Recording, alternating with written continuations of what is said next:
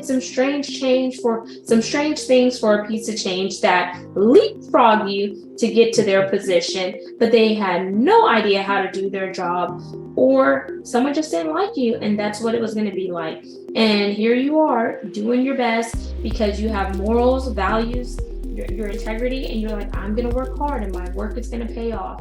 Hello, everybody. Welcome back. As always, your intrepid host, Andrew Dupe, Chief Relationship Officer. And today I have a fantastic guest. I've already appeared on her podcast, so we're already already a little one-up on me here. This is Genesis Amaris Kemp. And let me introduce you to her a little bit here. She is the creative content writer. She's an author, self-development advocate, visionary, and she is all about inclusion and diversity. She's an enthusiast in those areas. And she is a firecracker, and I can absolutely tell you that just based on my previous experience with her, she absolutely is. Genesis is a woman of color who said enough is enough and is now bolder than ever. She tried to remain silent, but that didn't work because no change occurred. Today, she is readapting to the current times and making some life-changing decisions. She's stepping outside of her comfort zone, speaking up, challenging the status quo, and refusing to let limitations keep her down. Genesis, welcome. I'm happy to see you again. Thank you so much for having me, Andrew. It is an honor to reverse the tables and be interviewed by you. And it's just amazing. And to all your guests that are tuning in, I want to thank you all so much for giving me time and space to enter into your ear gates and your eye gates to go on this journey with me. Well, Genesis, let's start this journey by, I've got a good introduction, I think, there for you for the audience, but tell our audience a little bit more about yourself, just so that they know who you really are, what makes you tick.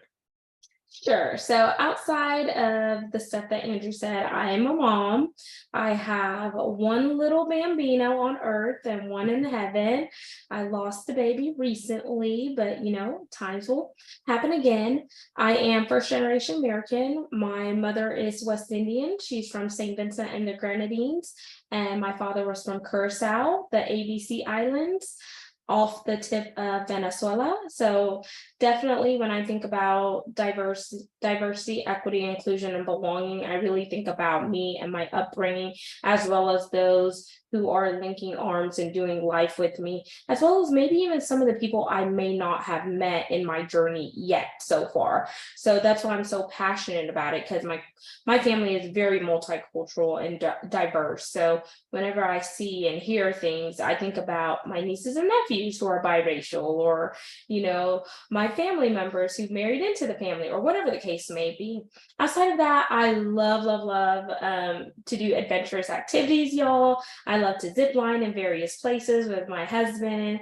I am a big foodie, but I definitely have to work out, so I'm not as big as a house, because I love to eat. And I'm not talking about just like little bites here and there. Like, I'm talking about a big old burger with some fries or some chicken wings or some ceviche or fajitas or good food. And hungry. And most importantly, like, I like to tell people, like, I'm just an ordinary person, just like you, trying to make it extraordinary and become a better version of myself today than I was tomorrow. And if I could do it, you can do it too. All you gotta do is just start something. Mm-hmm. Yeah, that's what I kind of want to concentrate on. The little part of your bio that just stood out to me was, trying to remain quiet and then noticing that no change occurs. Because, that's really that really spoke to me, because that happens so often in life that, you either lead, follow, get out of the way. Most people get out of the way. It's generally the wrong answer. So tell me about that. Tell me a little bit about what inspired you to begin to actually try to change the status quo rather than just go with that flow. Well, for starters, just, the sentiment was like, oh, if you do a good job, you just go to work, you keep your head down, and your work will show for itself. But yes, okay, that's true in an extent.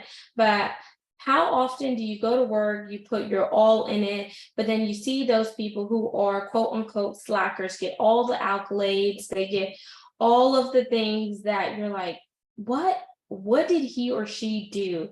Because obviously nothing beyond the human eye showed that they actually came to work or did anything.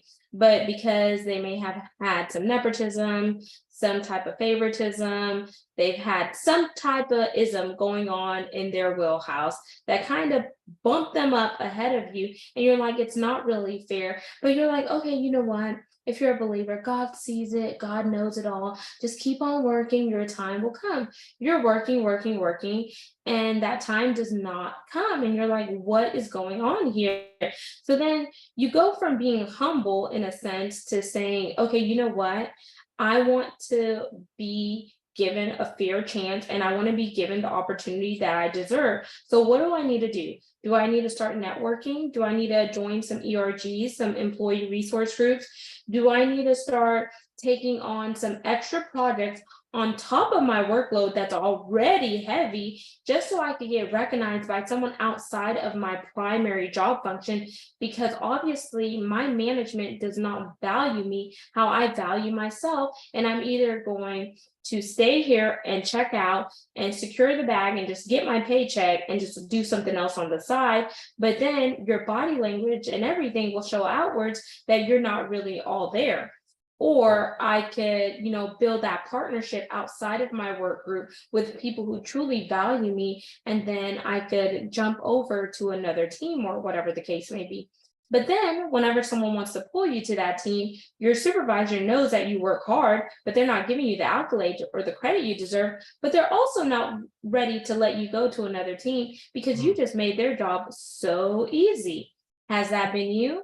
If it has, give me an amen, preach, sister, or whatever the case may be, because that was me. And I just got tired, y'all. I was mentally, physically, emotionally, and even spiritually drained. So I'm like, Jesus, homeboy, are you there? You see me. I know you do, because you're all down hoping Bait Street, but where's the faith? I'm trying to have the mustard seed, but I don't know how many more of these I could plant.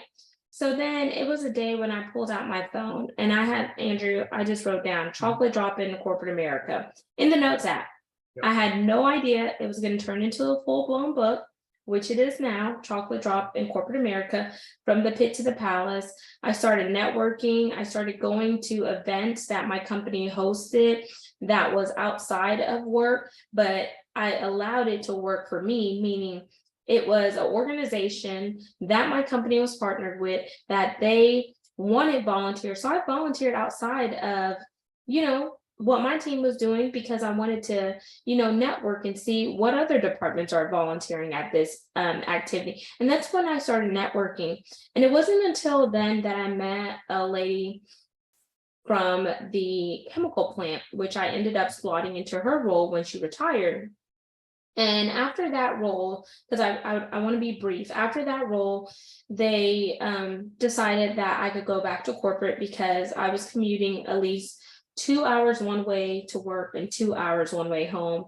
Around the time I had just got engaged, I could not even plan my wedding. So my husband did everything from the venues to everything you name except my hair, my makeup, and my nails. And I'm like, this dude is going to straight up leave me because I'm not vested, but I couldn't make it there because I'm spending all this time commuting. So I just went and had a heart-to-heart with my supervisor. I was like, this is not going to work. I need another role. I need to go back to corporate because it's a little bit closer to my house and I really need to check in more on the family side. Cool. Then I get this boss who is literally, if you ever seen 101 Dalmatians, the mean lady, Cruella de Vil, without the black and white hair. Anywho, so her and I were going back and forth, and I said, help me understand why I'm doing the work of a professional. I have the corporate Amex, I travel for the company, I have the P card, I have all these things, but yet my pay is not representative of the work that I'm doing. So, oh, well, you know what? We're going to look into it or whatnot. Fast forwarding, it wasn't until the whole George Floyd incident, the whole BLM movement, Black Lives Matter movement, and they identified less than, I can't say the actual number for proprietary reasons. There was less than 20 of us at this oil and gas company in the downstream chemical pipeline. And the VP asked me, do you want to share a story personally or professionally? And at first I was like, no. And then so I let all of my peers speak. And then he's like, okay, I think you have something that's worth sharing. And I said, okay, well, let me tell you my story personally. Personally, this affects me because my sister's kids are half white. She has two kids, a little boy and a little girl. On the other personal side, my brother's kids are half Indian. He has two kids, a boy and a girl. Then my parents are foreigners. They're not American. And these are some of the things that has happened to my family, my sister-in-laws, and it really affected me whenever my nieces and nephew told me certain stories. Then on that was personal, and I also elaborated more.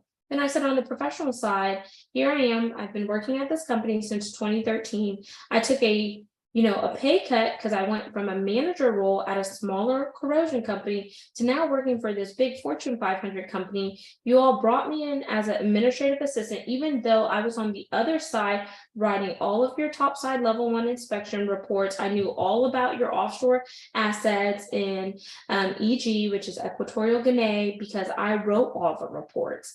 But you did not see it worthy to bring me in higher than that. But you know what? I took it because I wanted to get my foot in the door. Now here I am as a compliance coordinator doing all of this stuff for 3 global distributors, 1 freight forwarder, had no prior working knowledge, and I built this program from the ground up because it was the first time ever in history that y'all did this for this oil and gas company. And here I am with 12 years experience. But when you guys talked about salaries, succession planning, and etc., that on the screen y'all made a mistake and you put up, okay, it starts at CL12 to whatever, and I'm just using fictitious numbers here. And there was nowhere on there that showed where my classification level, which is CL, started. So help me understand here. Fast forward, I get a phone call. Hi. And I said, yes. It was my supervisor. Oh, I just wanted to let you know we're going to go ahead and give you a $20,000 pay increase. I know it's been long overdue. But you know what the tip of the iceberg was, Andrew? When I spoke out at the VP's meeting, because little did I know there was HR representative in that room.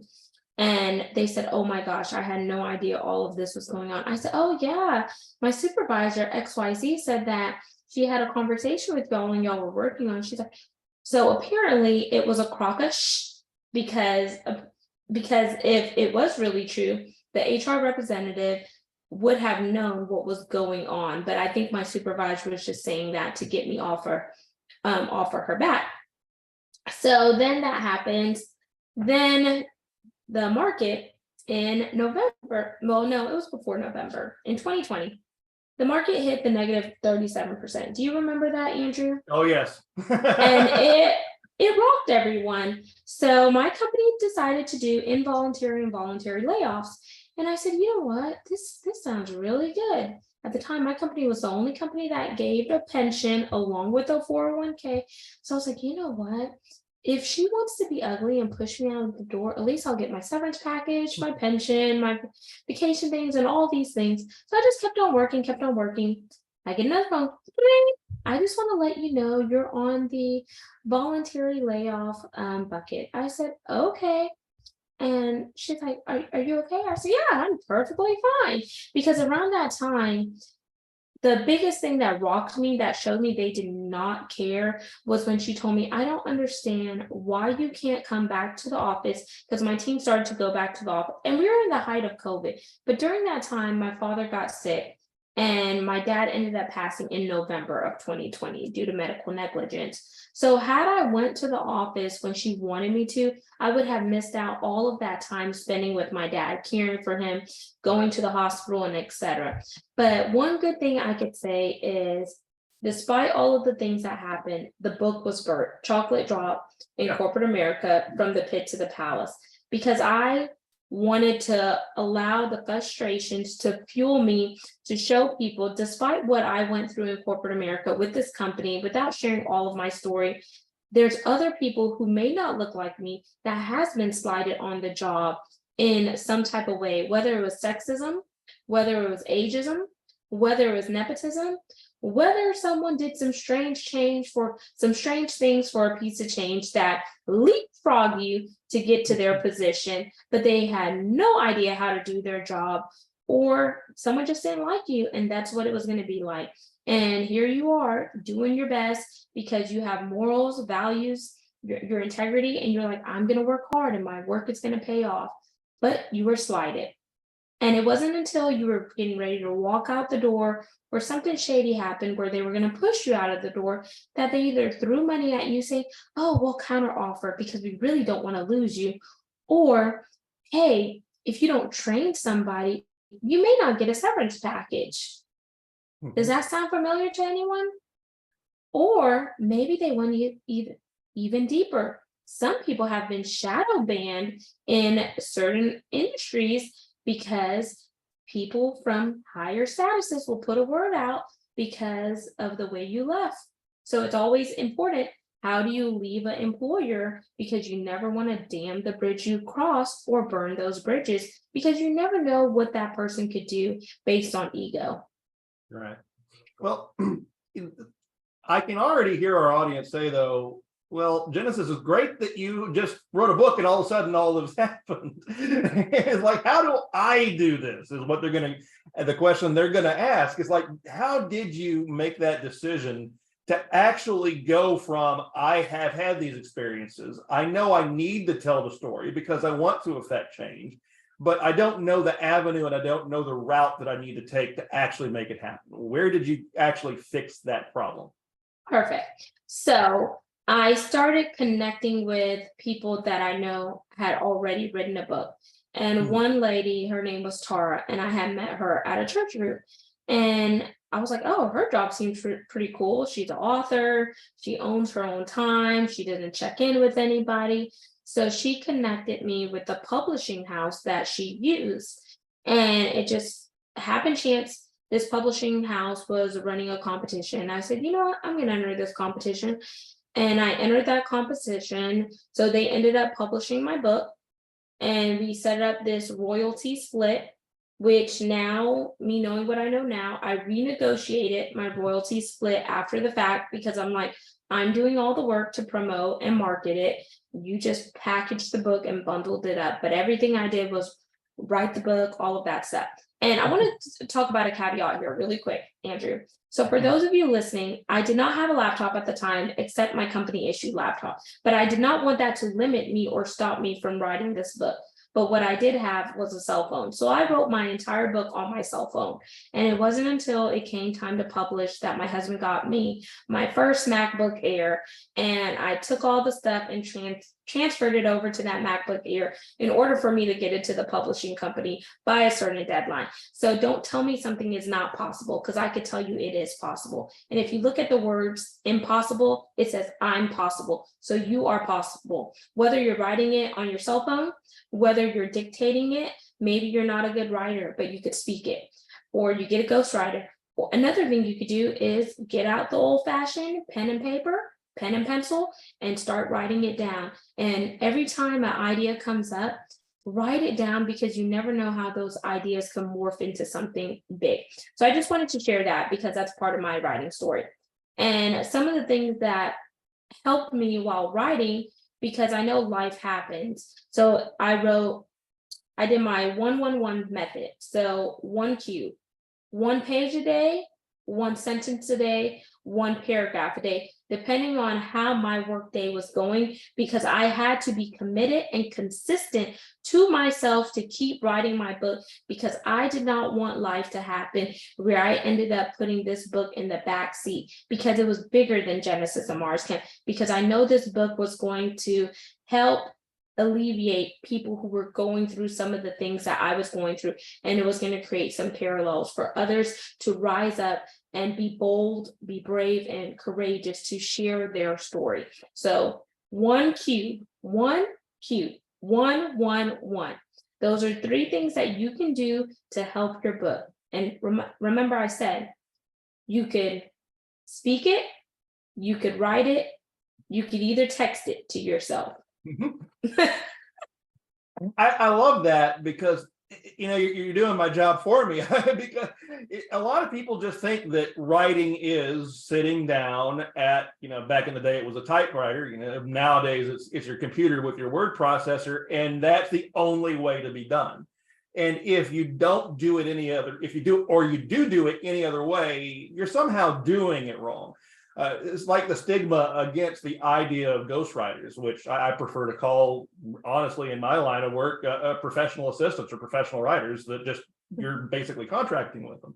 Was that something that you ran into when you were producing the book, the idea that there was some kind of stigma that you didn't do it the traditional way?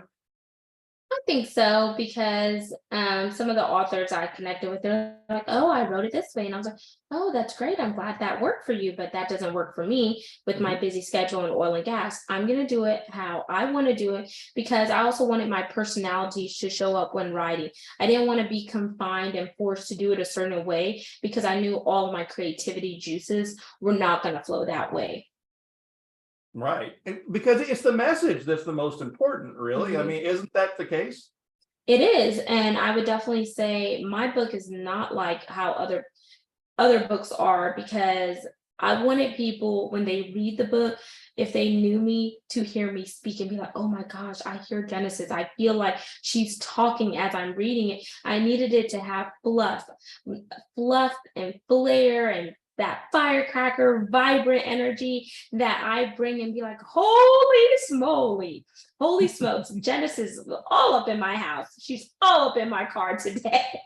Or wherever they were reading it at. Because sometimes, how many times have we picked up a book and the content is good, but just the way that it was written makes you check out? Because that has been me. I'm like, this starts off really good on a high note, then it just kind of fizzles out. And then you put the book down and you're like, "Oh, I'll pick it up later." And what happens? That book is now a paperweight. Yeah. And the content is really good. You Yeah, just but you have need the to. voice. Yeah. Yes. And that's what I did with the back of the book, because on the back of the book, I want to read it, Andrew, and I want it from your expertise. I want to hear your feedback on it because I think it's going to help your audience. So, what challenges in the workplace have you encountered that left you feeling as if you were mistreated? That's one. Mhm. Have others who were unqualified seemingly pass you by in the ranks? In our daily lives, we are all faced with various trials, whether in the workforce or at home.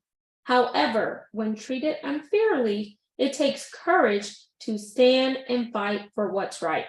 No matter your race, nationality, ethnicity, or background, you can rise to be the game changer. When you use the power of your voice, you shake the atmosphere and cause a domino effect, because others will choose to either follow suit or stand in solidarity.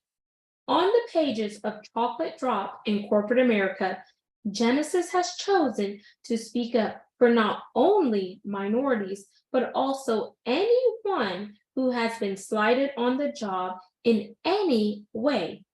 From her personal testimony, you will learn how speaking up brought awareness so that long-lasting change could be made. We do not win by remaining silent, overlooking injustice, and continuing to practice poor judgment. We win by standing together, engaging in those difficult conversations, and helping one another. Let's work together to create change for future generations to come. I love it. I love it because it begins by actually relating to the audience and I ask questions that I think anybody that would even be picking the book up are already going to be answering yes to. So that's exactly what you want to have. You want to have the hook. The hook is what actually gets people involved. And when you have a blurb on the back like that, you put the hook in, and then, yes, you follow with the call to action and say, hey, the solution to the problems that I just asked you is herein in these pages. And that's why a person's going to end up picking up a book. I think that people miss how important things like that are. When they're trying to go, like, say they go into self-publishing, they begin to feel overwhelmed by not knowing how am I going to construct a blurb like that. I mean, even on my book, I had no idea how to do that. Heck, I need to update it right now, and my assistant Annette's hammering me to just change it, and I haven't done it in a week because I get caught and I get stuck on it. So you sound to me like, to you, this came very easily, that you were able to do it, but it's not going to be that way for everybody. What advice do you have for someone who says, gosh, that's great, Genesis, but how am I going to do that for myself? So I would tell them is to dig deep. So sometimes you need to spend some time alone, away from distractions, and just go within yourself internally to kind of see what are the things that are really bothering you? What are the things that are causing you to tick? What are the pain points that you have? And how can you take those pain points that you have and be a solution to others? So write down the questions. If there's something that you want to know, 9 out of 10, somebody else wants to know it. If there's something that's really bothering you, whether it's in the world, write it down and ask yourself that question.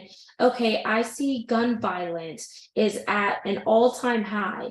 How can I combat gun violence? How can I ensure that legislation is doing something? What organizations are rallying together to make sure there's certain checks and balances in place for gun violence? Start asking yourself those questions, and then starting with the end in mind, reverse engineer and write those things down, because those are your hook. Because it's something that's bothering you, it's something that you want to find out, it's something that you're asking yourself a question. So if you're asking yourself that very question, put it on the book, because somebody else is asking that themselves that question, or the world wants to know that question, but maybe they're too afraid to ask that question externally because they're not sure what others are going to think. Did this person jump off the cuckoo bandit? But high five, round of applause to the people who actually put the question out there, because when the question is out there, people will be like, man, I've been thinking about that, but I just didn't want to ask it. So boom, you have it right there. That's your hook.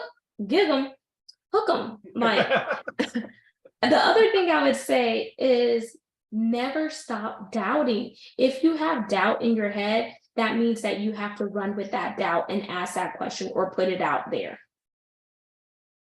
Yeah, I absolutely. Man, I almost feel bad asking this next question because it sounds redundant. You're dropping all of these thought bombs and great information. But yeah, as we wind down, I usually ask the question, give us a golden nugget, something that people can use. And man, we've got 30 minutes of them here. But what haven't we covered? Something that you feel that would connect with our audience, something that you feel that would connect to these people who mostly are people considering writing a book. They haven't made the decision to do it yet. They may have the idea, they may not, but they're in that process. What do you say to them? Sure, I'm going to leave them with a reflection quote from my book. There is a section here, y'all, because I wanted people to stay entertained. It's called Reflection Quotes. Quotes that I came up that can reflect on what they wrote, what they read in the book, to help them also unleash some of their writings.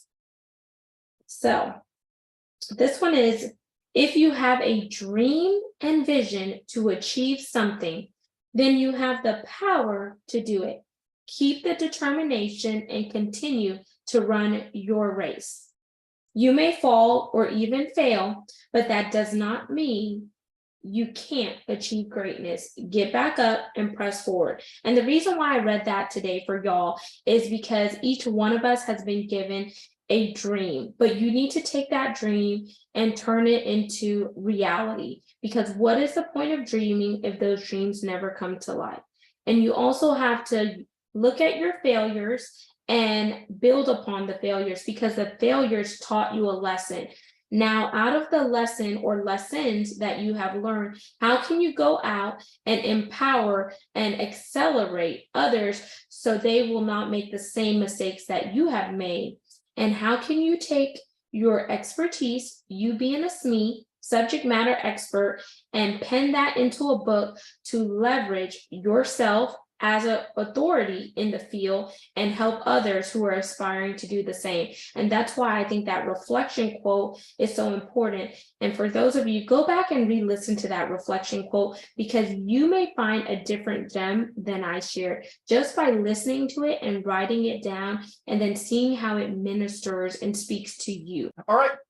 That is perfect. I mean, that speaks directly to our audience and what they're looking for. So, Genesis, how can our audience find more out about you?